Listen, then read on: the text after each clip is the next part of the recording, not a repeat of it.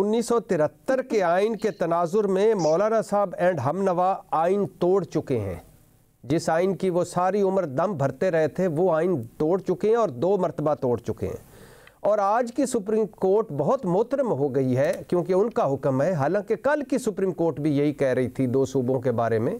उस वक़्त supreme court में क्योंकि सहूलतकार जज बैठे हुए थे और किसी की सहूलतकारी कर रहे थे, उस वक़्त आइन चूँकि चुप करके बैठा हुआ था, लिहाजा कल की सुप्रीम कोर्ट जो थी वो सहूलतकार थी। आज की सुप्रीम कोर्ट मोहतरम है। तीसरी बात, मैडम शेख, कितने कुछ दिन मौलाना साहब से पूछना था।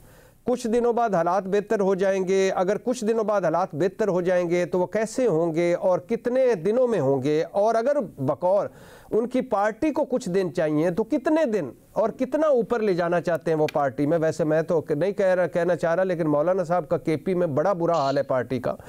अच्छा मैडम शेख, आखिरी बात, 2008 में दहशतगर्दी थी, शुरू हुई थी। 2013 में बहुत बदतरीन हालात थे।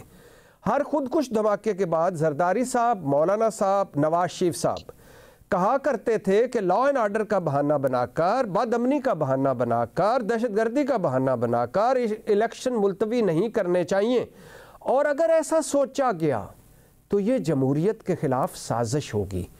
अब मैडम शेख, मुझे नहीं पता कि आप मौलाना साहब क्या कहना चाहते हैं, वो क्या कन्वे नहीं कर पा रहे, या MQM साहिबा ने भी क्यों आगे करने की बात की, जरदारी साहब ने भी आगे करने की बात की, अमीर मुकाम साहब ने भी, मौलाना साहब में।